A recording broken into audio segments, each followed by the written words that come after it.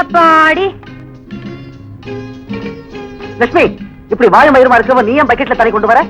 என்கிட்ட சொன்னா நான் கொண்டு வர மாட்டேனா? ஆமாமா, பொண்டாட்டி மேல அப்படியே கரிசனை கொட்டுது. கையில ஒரு குழந்தை இருக்கிறச்ச அதுக்குள்ள வயித்துல ஒரு பிள்ளைக்கு என்னடி அவசரம்னு பாக்குறவங்க கேக்குறப்போ நாக்கு பிடுங்கிக்கலாம் போல இருக்கு. 4 பேர் இப்படி கேக்குறப்போ நீ நாக்கையும் மூக்கையும் பிடுங்கிக்கிட்டா பாக்குறதுக்கு ரொம்ப அசிங்கமா இருப்படி. ஆமா, இந்த கேலி கிண்டலுக்கு ஒண்ணும் குறைச்சல் இல்ல. வேற எதுலதான் குறைச்சல்? செத்துக்க போறவன் நீ, காப்பாத்த போறவன் நான். 4 பேர் எது சொன்னா நமக்கு என்ன? வேலையை பாரு. இந்த கதையெல்லாம் இங்க வேண்டாம். அல்வா கடைக்கார கடை முடியலாம் திரும்ப திறக்க சொல்லி எனக்காக வாங்கி வந்திருக்கீங்க.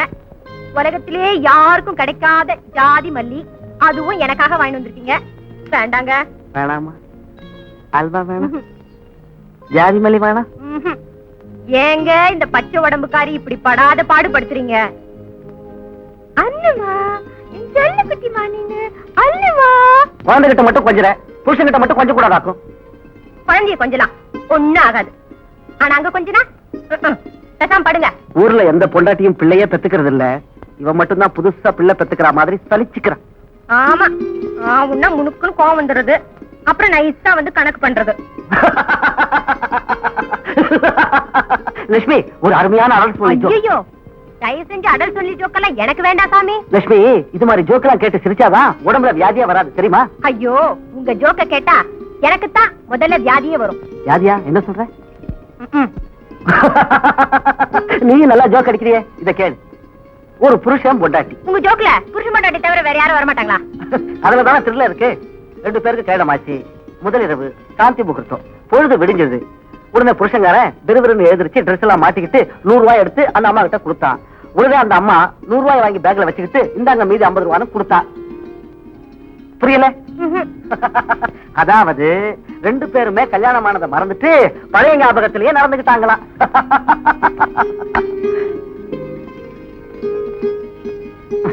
இந்த ஜோக்கெல்லாம் இந்த புக்ல தான் இருக்கா? உனக்கு இன்ட்ரெஸ்ட் வந்துருச்சா? படி வசதியா இருக்கும். ஒண்ணு விடாம நல்லா படி. சொல்றீங்க ஜோக்கு எல்லாம் மண்ணாங்கட்டி ஜோக்கு. அப்பா,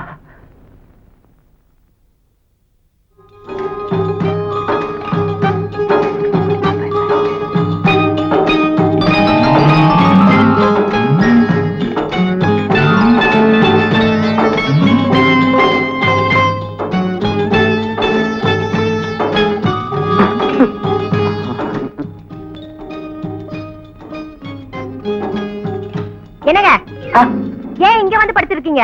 அதானே, இங்க எப்படி வந்த? திருப்பதியில எல்லாம் அங்க பிரதர்ஷனம் பண்ணிட்டு இருந்த. அங்க பிரதர்ஷனம் பண்ணல, இங்கதான் பிரதர்ஷனம் பண்ணிருக்கீங்க. பேசாம அங்க போய் படுங்க.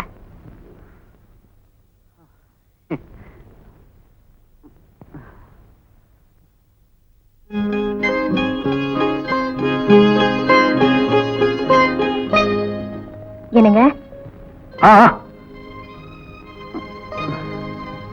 இது பாருங்க, இப்படி எதுக்கு எடுத்தாலும் குழந்தை மாதிரி கோச்சுக்கிட்டா எப்படி? இப்பெல்லாம் என் உடம்புக்கு ரொம்ப முடியலைங்க. இல்லனா உங்களை திருப்திப்படுத்துறதை விட எனக்கு இந்த உலகத்துல வேற என்ன இருக்கு? லட்சுமி,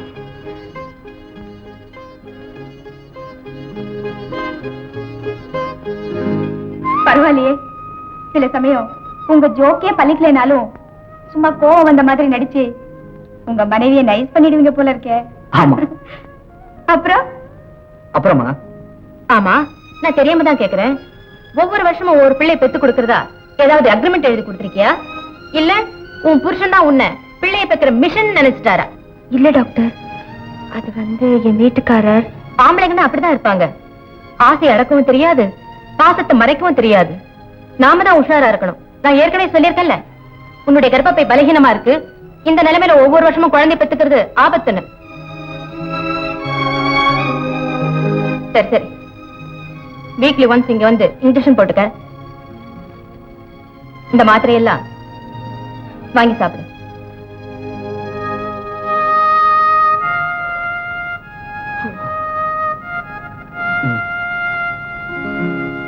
லட்சுமி, டாக்டர் அம்மா என்ன சொன்னாங்க? அவங்க சொன்னது இங்க உட்கார்ந்து உங்க காதல வேலை. உள்ள உட்கார்ந்து எனக்கு ஈடே போயிடக்கூடாதுன்னு தோணுச்சு. லட்சுமி,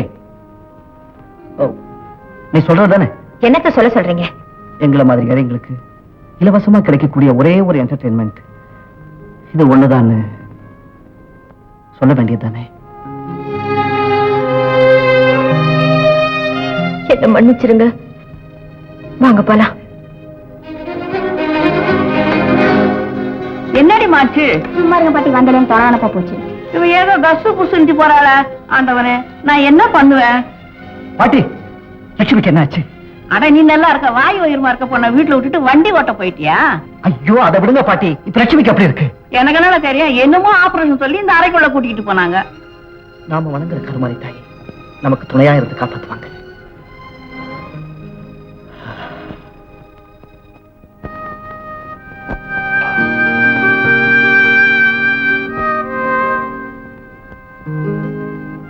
ஏண்டா கண்ணா, இப்ப என்ன ஆயிடுச்சுன்னு கவலைப்படுற? இன்னும் கொஞ்ச நேரத்துல நம்ம லட்சுமிக்கு மயக்கம் தெளிஞ்சிருன்னு டாக்டர்மா சொல்லி இருக்காங்களே. காலையில இருந்து பச்சை தண்ணி கூட பல்ல படாம பட்னியா இருக்கியப்பா. நான் வேணா போய் பன்னு டீ வாங்கிட்டு வரட்டுமா? வேண்டாம் பாட்டி, எனக்கு ஒண்ணும் சாப்பிட பிடிக்கல. சார், உங்களை டாக்டர் அம்மா கூப்பிடுறாங்க.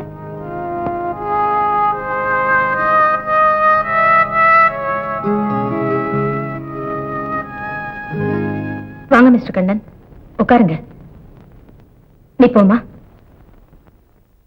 மிஸ்டர் கண்ணன், உங்ககிட்ட சொல்றதுக்கு எனக்கே சங்கடமா இருக்கு. லட்சுமிக்கு ஏற்கனவே கர்ப்பப்பை பாதிக்கப்பட்டிருந்தனாலையும் அடுத்தடுத்து 3 குழந்தைங்க பிறந்ததுனாலையும் நிலைமை மோசமா போயிடுச்சு. அதனால கர்ப்பப்பைய ரிமூவ் பண்ணிட்டோம். அது மட்டும் இல்ல, குழந்தை இயற்கையா பொறுக்கல, ஆபரேட் பண்ணிதான் எடுக்க வேண்டியதா போச்சு. அப்படியா டாக்டர்? லட்சுமி உயிருக்கு ஒண்ணு ஆபத்து இல்லையே? ஆபத்தா இல்லையாங்கிறது லட்சுமி கிட்ட இனிமே நீங்க நடந்துக்கிற முறையில தான் இருக்கு. ஆமா, லட்சுமி உயிரோட இருக்கணும்னா நீங்க அவளை ஜாக்கிரதையா பாத்துக்கணும்.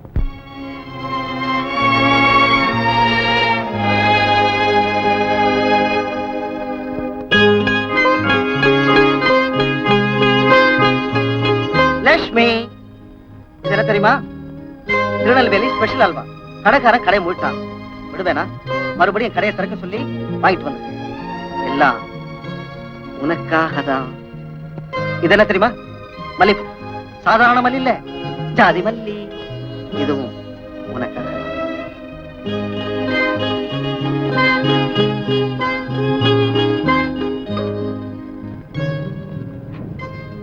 என்னங்க, நமக்கு 3வது குழந்தை பிறந்து 2 மாசம் ஆயிடுச்சுங்க.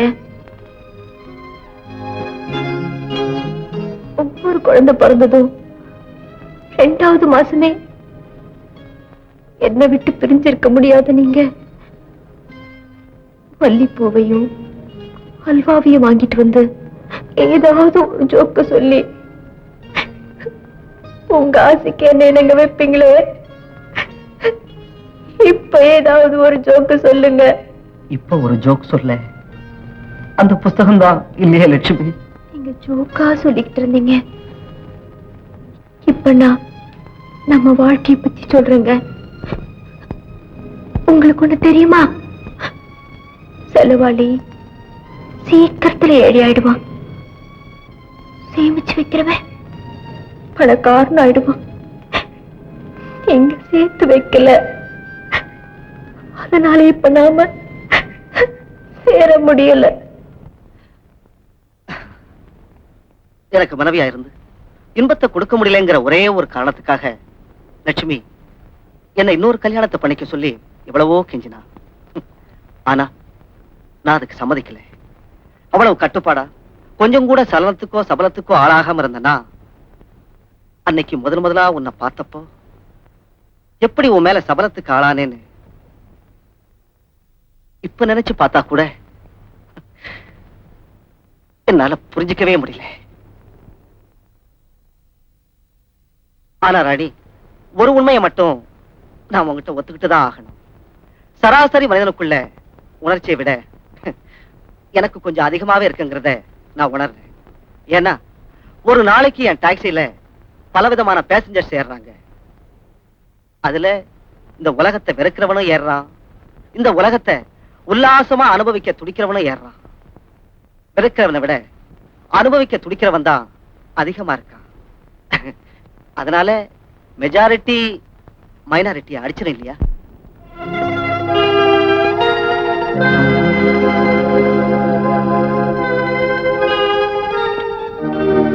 நீங்க அனுபவிச்சத சொல்லிட்டீங்க. இப்ப நான் ஆசைப்படுறத சொல்றேன். சுத்தி வளைச்சு பேச எனக்கு தெரியாது. சுருக்கமாவே சொல்றேன். உங்க மகனுக்கு நான் தாயாகணும். உங்க 3 குழந்தைகள்ல ஒரு குழந்தை மாதிரி அழகான ஒரு குழந்தையை நான் பெத்துக்கணும்னு ஆசைப்படுறேன். அதுக்காக நீங்க என்ன தாலி கட்டி தாரமாக்கிக்க வேண்டிய தேவையில்லை. என் குழந்தைக்கு நீங்க தான் தகப்பன்னு இந்த ஊர் உலகத்துக்கு தெரிய வேண்டிய அவசியமும் இல்லை.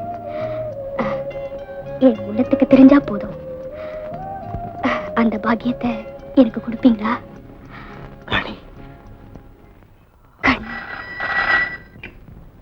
ஹலோ, ஆலினால் ஏஜென்சிஸ், யார் வேணும்? பசுபதி இருக்கானா? அடடே, பாஸ் வேணுமா? பாஷா எனக்கு இருக்கியா பாஷு? நான் சினிமாவா பார்க்க போறேன். 16 வயசுல ஒண்ணு வேணும். ரொம்ப வேணுமா? முதலாளி ஊர்ல இல்லீங்க. ஐயா, நானே அரேஞ்ச் பண்ணி அனுப்பிச்சுறேன்னு சொல்ல வந்தேன் சார். உடனே அனுப்பியா, இல்லன்னா தூங்கிடுவேன். தூங்கிடுவீங்களா? தூங்கிடாதீங்க சார், உடனே அனுப்பிச்சுறேன். ஆமா, எந்த ஹோட்டல் ரூம் நம்பர் என்ன? Room number 27, hotel Romeo. Hotel ரோமியோவா? அதான் ஜூலியட்ட தேடுறாரு. யோ, திடீர் கண்ணையா, யோயா. ஏன் சார் கல்யாணம் கூப்பிடாம அதுனா திடீர் திடீர்னு போறீங்க? திடீர்னு கூப்பிடலாம், திடீர் கண்ணையான்னு கூப்பிட்டேன். சரி சரி, இந்த 14 வயசு பொண்ணுக்கு லிஸ்ட்லாம் கொண்டா. 16 வயசு பொண்ணுங்கள எங்கேஜ். அப்புறம் எதுக்கு லிஸ்ட்? எங்கேட்டா? சரி 18 இல்லையே. சரி 22 புக்கடு. ஒரு 28 அனுப்பி வையா. 32 3 நாளைக்கு முன்னால புக் ஆகி போச்சு. ஐயோ, இப்ப என்ன பண்றது? பாசுக்கு வேண்டி புட்டம் போட்டுக்கையா, அனுப்புறேன்னு வேற சொல்லி தொலைச்சிட்டேனே. 16 கேட்டு